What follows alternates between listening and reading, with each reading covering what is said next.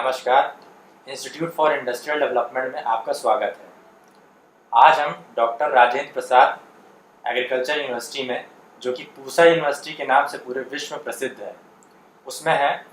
और आज हम जिस विषय पर चर्चा करेंगे वो है फूड एंड न्यूट्रिशन। उसके लिए हमारे साथ हैं आज भारत की टॉप 10 साइंटिस्ट में से एक डॉक्टर उषा सिंह जी। नमस्कार। नमस्कार। हम लोग को फूड प्रोसेसिंग और वैल्यू एडिशन के बारे में कुछ बताइए। जैसा कि हम लोग देखते हैं कि फूड एंड न्यूट्रिशन जिस विभाग में हम लोग काम करते रहे हैं, उसमें खाना तो हम लोग सभी खाते हैं, लेकिन खाना खाने का पर्पस, फूड्स का पर्पस होता है कि प्रॉपर हमारे शरीर का पोषण हो। और पोषण हो कैसे, क्योंकि हर फूड में अलग अलग विशेषता होती है। उसको समुचित उपयोग कैसे करें, उसके लिए हमें उसका प्रसंस्करण करने की आवश्यकता होती है, जिसको कि प्रोसेसिंग। जब हम हर स्टेप्स, अलग अलग स्टेप्स होते हैं प्रोसेसिंग के, और हर स्टेप्स पर कुछ कुछ वैल्यू उसमें ऐड होते चला जा रहा है। इसलिए आजकल जो सिनेरियो में प्रोसेसिंग और वैल्यू एडिशन का बहुत मुख्य योगदान है, जिससे कि जो भी हम खाद्य पदार्थ खाते हैं उसका समुचित पोषण हो, चाहे वो छोटे बच्चों के लिए हो या बड़े बुजुर्ग लोगों के लिए हो या अभी के भागते दौड़ते ज़िंदगी में हर युवा वर्ग के लोगों के लिए हो। सबके लिए खाद्य एवं पोषण जरूरी है। साथ ही साथ खाएं तो कैसे खाएं, उसके लिए समुचित प्रसंस्करण की बहुत ज़्यादा आवश्यकता है। और जब हम प्रसंस्करण करेंगे तो उसको हर लेवल पर अलग अलग प्रसंस्करण की ज़रूरत होती है, और अलग अलग स्तर पर उसके आवश्यकता है कि कैसे हम करें और किस रूप में ज़रूरत के अनुसार करें। तो ये जो फूड प्रोसेसिंग सेक्टर है, इसको हम फार्मर्स के साथ कैसे कनेक्ट कर सकते हैं और कैसे इस इंडस्ट्री को फार्मर्स को जोड़कर काम कर सकते हैं, इसके बारे में थोड़ा सा। इसमें जब प्रसंस्करण करते हैं तो कई तरीके हैं। जैसा कि हमने आपको पहले भी कहा कि हमारे शरीर की आवश्यकता होती है और हमारे समाज की भी आवश्यकता होती है। हम कृषि विश्वविद्यालय में किसानों के लिए काम करते हैं और समाज के अलग अलग वर्ग के लोगों के पोषण के लिए भी काम करते हैं। साथ ही हमारे युवा वर्ग हैं, महिलाएं हैं, उनको कैसे हम उद्योग में लाएं, क्योंकि हर व्यक्ति प्रसंस्करण जानते हुए भी नहीं कर सकते हैं। अब जैसा कि हम उसको उदाहरण दें कि अगर हमको 5 आदमी को खिलाना रहे तो हम आसानी से खिला सकते हैं, लेकिन अगर 5000 आदमी के लिए हमको उसकी आवश्यकताओं को पूरा करना होगा, तब हमको उचित प्रसंस्करण को तकनीक को अपनाना होगा, जो कि सूक्ष्म उद्योग के रूप में जा सकता है, लघु उद्योग के रूप में जा सकता है और मध्यम उद्योग के रूप में जा सकता है। मतलब एमएसएमई में वो जा सकता है, बिल्कुल। और जब हम एमएसएमई में कर सकते हैं, सूक्ष्म लघु एवं मध्यम उद्योग के रूप में जा सकते हैं, तो जो हमारे युवा वर्ग हैं, महिलाएं हैं, उद्यमी हैं। हर कोई उद्यमी नहीं हो सकता और हर कोई किसान नहीं हो सकता है। जो उद्यमी हैं उस इलाके में उनको किसानों के साथ, जैसा कि हम लोग यहाँ देखते हैं कि बिहार में विशेष रूप में बहुत सारे रॉ मटेरियल्स काफ़ी होते हैं। किसान बहुत मेहनत करते हैं और उनका जो उत्पाद होता है, जैसे गेहूं है, मक्का है, धान है, ज़्यादातर मक्का का हम आइलैंड कहते हैं बिहार को, और मक्का तो उपजाते हैं लेकिन उनका बाहर चला जाता है क्योंकि उद्योग नहीं है, उद्योग धंधे में नहीं जा रहा है।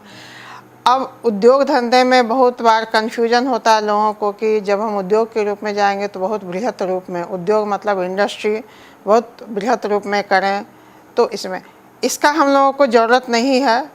उसकी बड़ी इंडस्ट्रीज की ज़रूरत है कुछ विशेष रूप में, लेकिन समाज के अलग अलग तबके के लोगों के लिए ज़्यादा से ज़्यादा उपयोग होता है सूक्ष्म एवं लघु उद्योगों का। तो ये किसान हमारे मतलब किसान एमएसएमई के माध्यम से, माइक्रो स्मॉल मीडियम एंटरप्राइजेस के माध्यम से कैसे ये इंडस्ट्री को लगा सकते हैं और मक्के के प्रोडक्ट को बना सकते हैं। इसके लिए सबसे पहले किसी भी उद्योग के लिए समझना होगा लोगों को कि प्रसंस्करण किस किस स्तर पर हम कर सकते हैं। और प्रसंस्करण के लिए जो प्रोसेसिंग का है, 3 है: प्राइमरी प्रोसेसिंग, सेकेंडरी प्रोसेसिंग और टर्शियरी प्रोसेसिंग। प्राइमरी प्रोसेसिंग में जैसे कि हमारे पास मक्का है, लघु उद्योग के रूप में है, और उसको जब भी करते हैं तो हम जो भी रॉ मटेरियल्स हमारे यहाँ उपलब्ध हैं तो उसको हम करते हैं कि जैसे क्लीनिंग हुआ, ग्रेडिंग हुआ, ड्राइंग हो गया, वो हमारे पास तैयार हो जाता है। प्राइमरी और सेकेंडरी प्रोसेसिंग में है कि खाने लायक बना देना, और टर्सरी प्रोसेसिंग में है कि खाने वाला बन जाता है उसमें। तो प्राथमिक स्तर पर जैसे मक्का का जब हम उदाहरण देते हैं तो मक्का हमारे पास बिहार में बहुत सारे मेज होते हैं और रैक का रैक चला जाता है, मुंबई गया, मध्य प्रदेश गया, हरियाणा गया, और वहाँ से फिर प्रोडक्ट में बन करके, उत्पाद बन करके हमारे पास वापस आता है। मतलब कि यहाँ पर किसान भाई रॉ मटेरियल हाँ, बनाते हैं, हाँ। और सेक्टर इंडस्ट्री वहाँ पर है, हाँ। मुंबई महाराष्ट्र में, वहाँ से प्रोसेस होकर यहाँ पर वापस आता है। अब इसमें नुकसान क्या है कि हमारे किसान जो मुंबई में रहेंगे इंडस्ट्री, उनको भी तो प्रॉफिट चाहिए, बिना प्रॉफिट के लिए कोई इंडस्ट्री क्यों खोलेगा। हमारे किसानों को चाहिए, लेकिन ज़्यादा जब हम बिहार से मुंबई भेजते हैं तो ट्रांसपोर्टेशन में चला जाता है, फिर वापस ट्रांसपोर्टेशन में आता है। इसमें बहुत सारे उत्पाद देखेंगे, आप देखेंगे, हम लोग सभी देखते हैं कि बहुत सारे उत्पाद ऐसे हैं कि जो हम यहाँ पर रख करके लघु एवं मध्यम उद्योग के उद्यमियों से बनवा सकते हैं। इसमें जो ट्रांसपोर्टेशन में खर्च होता है, एक तो पेट्रोल डीजल की बात आती है, बहुत ज़्यादा डीजल महंगा होते जा रहा है, उसमें वेस्ट हो जाता है, और उसके साथ साथ उसमें खर्च भी होता है। एक तो हमारा रॉ मटेरियल जैसे डीजल है, उसको हमको हर चीज़ को कंट्रोल करना पड़ता है, वो खर्च होता है, समय ज़्यादा लगता है। हमारे पास जो फ्रेश मटेरियल रहता है कुछ दिन वहाँ रहेगा, फिर वापस आएगा, तो जो शेल्फ़ लाइफ फूड है तो फूड की शेल्फ़ लाइफ होती है, और वापस महंगा होकर के जो हमारे पास आता है उससे ज़्यादा अगर हम यहाँ करते तो हमारे किसानों को कुछ प्रॉफिट होगा। जो हमारे यहाँ के जो बेरोज़गार युवक है वो मुंबई जाते हैं, फिर उसी इंडस्ट्री में काम करते हैं जिसके लिए हमारे यहाँ से जाता है। तो हमारे पास अगर लघु उद्योग या सूक्ष्म उद्योग रहे तो हमारे यहाँ के जो युवा वर्ग हैं वो भी उसमें काम कर सकते हैं। तो जो हम लोग कहते हैं विन विन सिचुएशन है किसानों के लिए, उद्यमियों के लिए, और हमारे देश हित में भी ये काम करेगा कि हमारा रॉ मटेरियल्स वहीं डोर स्टेप्स पर यूज हो रहा है और हमारे एंड यूजर भी हैं यहाँ पर। तो ये हम मक्का के रूप में जब देखते हैं तो मक्का एक एग्जाम्पल है, चूँकि बिहार में बहुत ज़्यादा होता है, लेकिन हम अलग अलग रूप में किसी भी रॉ मटेरियल्स को ले तो वहाँ हो सकता है। मतलब कि अगर किसान, इसमें ये भी हो सकता है कि किसान भाई यहाँ पर मक्का को उगाते भी हैं और वहाँ पर जाता है महाराष्ट्र वगैरह में या बाहर जाता है और प्रोसेस होकर आता है, तो इसमें समय भी जाता है, समय भी जाता है। क्या न्यूट्रिशन वैल्यू पर भी कोई फ़र्क पड़ता है? न्यूट्रिशन वैल्यू पर बिल्कुल पड़ता है फ़र्क। और जब हम जाते हैं तो जब हम देखते हैं कि कहीं बन करके आया, कुछ दिन रह गया, अब हमारे बारिश का मौसम रहेगा, उसको जब रैक पर जाता है तो बारिश होगी तो उसका क्वालिटी ख़राब होता है। और क्वालिटी पैरामीटर्स जब हम लोग देखते हैं कि अफ्लाटॉक्सिन है या कुछ भी, कई बार होता है पता नहीं चलता है, लेकिन उसमें फंगल इन्फेस्टेशन हो गया, फिर बाद में जब इंडस्ट्री या तो रिजेक्ट कर देते हैं तो गया पैसा, गया पूरा का पूरा, और रॉ मटेरियल जो इतने मेहनत से उपजाया गया वो भी ख़राब हो गया।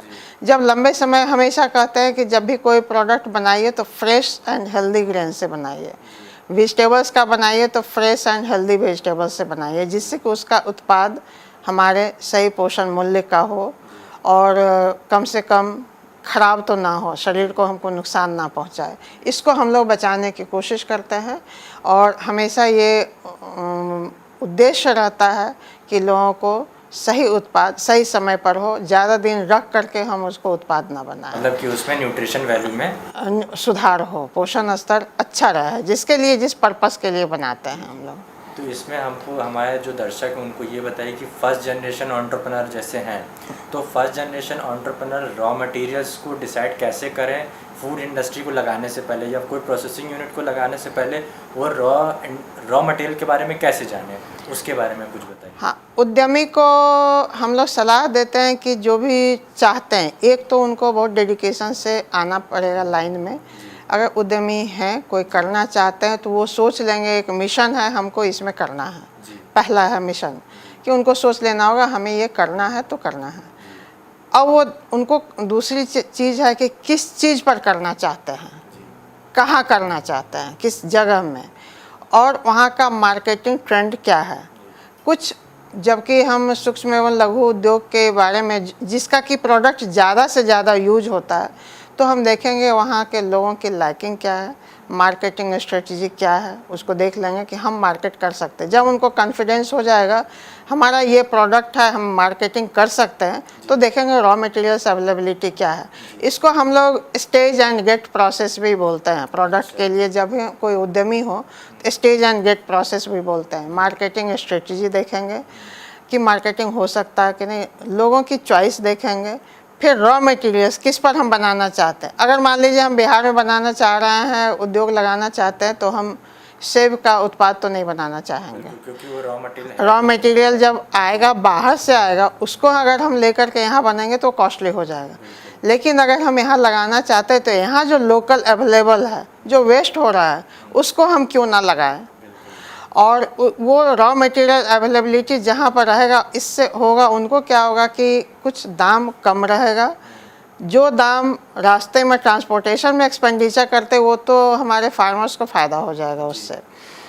वहाँ की महिलाओं उस चीज़ से अवगत है, क्योंकि बहुत पुराने समय से चल रहा है। कोई चीज़ अगर उगाते हैं तो उसको कैसे सुखाया जाए, कैसे घरों में रखा जाए, उन लोगों को मालूम है कि हम उसको कैसे।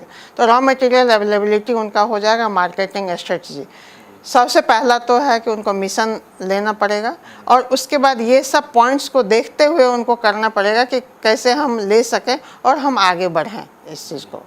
और फिर उसके साथ उनको रहना होगा कि अगर कोई उद्यमी है तो उसका टेक्नोलॉजिकल गैप देखना पड़ेगा, स्किल देखना पड़ेगा कि अगर हम बनाने जा रहे हैं तो ऐसा नहीं कि उठे और कुछ हम बना डालें। क्योंकि कई बार होता है, मसाले में देखते हैं, जब मसाला उद्योग हमारे यहाँ रहते हैं तब उन लोगों को बताना पड़ता है कि जब आप रॉ मटेरियल्स लेते हैं तो ऐसा नहीं कि आप कभी दाम कम में प्राइस आपको, या तो प्राइस आपको देखना पड़ेगा, और कम दाम में लेते तो उसको रख कैसे सकते हैं लंबे समय के लिए, ये टेक्नोलॉजी आपको देना पड़ेगा। पैकेजिंग का भी है। और कई बार ऐसा होता है कि फूड रखते हैं, उनको पता नहीं है टेक्निकल स्किल्स, उसको जब रखते हैं तो वो रख दिया और उसमें कुछ इन्फेस्टेशन हो जाता है, फिर वो जा कर के कुछ बना डालते हैं, और जो कंज्यूमर होते हैं उनको दिखता नहीं है, पता नहीं चलता है। बट कई बार मिस हैपनिंग्स हो जाती है, तब कहता है कि ये कौन इंडस्ट्री या कौन एंटरप्रेन्योर है, उसको पकड़ो। तो ये सावधानियां पहले से ही लेकर के चले तो हर काम सक्सेस होता है। हर पॉइंट्स को देखना पड़ेगा। तो हमारे दर्शकों को ये बताइए कि जैसे एमएसएमई से रिलेट करके कैसे फूड प्रोसेसिंग इंडस्ट्री में डिफरेंट सेक्टर हैं। जैसे आपने बताया कि प्राइमरी सेक्टर हैं, सेकेंडरी हैं, टर्शरी हैं, तो उसमें एमएसएमई को रिलेट करके से किसान भाई हमारे और युवा काम कैसे कर सकते हैं? अब एमएसएमई में जैसा कि हम लोग बात कर रहे हैं, सूक्ष्म है, लघु है एवं मध्यम उद्योग के को बढ़ावा देने के लिए है, जो हमारे देश की ज़रूरत है। अब इसमें है कि प्रसंस्करण जब करते हैं तो उनको ये स्टेप्स पता चलता है कि जैसे कि रॉ मटेरियल्स जो लें, वो हमारे पास रॉ मटेरियल ज़्यादा खपत है। अब जब ज़्यादा रॉ मटेरियल, तो उसको जैसा कि हम उदाहरण दे रहे हैं, primary processing, secondary processing and tertiary processing जो हमने बताया। तो प्राइमरी प्रोसेसिंग में जैसे कि गेहूं है हमारे पास, अगर गेहूं खेतों से ला कर के कोई यूज़ नहीं करना चाहता है, कोई चुनेगा नहीं, तो क्लीनिंग है, ग्रेडिंग है, उसको ड्राइंग करके बढ़िया से सुखाया। कभी कभी एमाइलेज रिच फूड की बात करते हैं, जैसे अंकुरित किया, उसका वैल्यू बढ़ गया, प्रसंस्करण हो गया, वो हमारे बच्चों के लिए ज़रूरी है। जो इतना क्लीनिंग, ग्रेडिंग, ड्राइंग करके जो प्रोडक्ट बनाते हैं वो प्राइमरी स्तर पर है। ये भी हमारे लघु उद्योग है। अगर हम आप खरीदने जाएं बाज़ार में तो हम कोशिश करते हैं कि जो साफ़ सुथरा हो, चुना हुआ सामान हो, जिसको कि हम डायरेक्ट लाएं और उसको हम यूज में शुरू कर देते हैं। इसके साथ ही है कि ये एक लघु, सूक्ष्म एवं लघु उद्योग का बहुत बड़ा है, जिसका कि वेंचर बहुत बड़ा है, इसका सेक्टर बहुत बड़ा है, कंज्यूमर बहुत बड़ा है इसका। मतलब ये भी एक विचार किया जा सकता है, किया जा सकता है। जैसे कि एक और उदाहरण हम आपको दें, जैसे टमाटर हमारे पास होता है, आलू होता है, जब बिक्री होती है तो खेतों से जब निकलता है तो छोटे बड़े बीच वाले सारे साइज़ के अलग अलग होते हैं। उसका सबका शेल्फ लाइफ अपना अपना होता है। अगर टमाटर छोटे के ऊपर बड़ा रख देते तो नीचे वाले ख़राब हो जाएंगे, और जब भी इन्फेस्टेशन होगा तो ऊपर वाले को भी ख़राब कर देगा। जब हम ग्रेडेड करके देते हैं, बाज़ार में लाते हैं, तो उसका वैल्यू बाज़ार में भी ज़्यादा रहता है, फूड प्रोडक्ट्स का भी उसका वैल्यू भी बढ़ जाता है, उसकी शेल्फ लाइफ भी बढ़ जाती है। उसमें जो भी प्रोडक्ट बनाएं उसको अगर हम सेकेंडरी प्रोसेसिंग वाले को अगर हम ये सप्लाई कर रहे हैं, प्राइमरी प्रोसेसिंग वाला प्रोडक्ट, तो सेकेंडरी प्रोसेसिंग वाले का प्रोडक्ट का जो क्वालिटी रहता है हायर क्वालिटी होता है। अच्छा। तो ये प्राथमिक स्तर पर बहुत ज़्यादा ध्यान देने की ज़रूरत होगी कि कैसे हम फूड को रखें और कैसे हम क्लीनिंग, ग्रेडिंग, ड्राइंग कर सकते हैं कि शेल्फ लाइफ जाए। अगर डायरेक्ट एंड यूजर्स के पास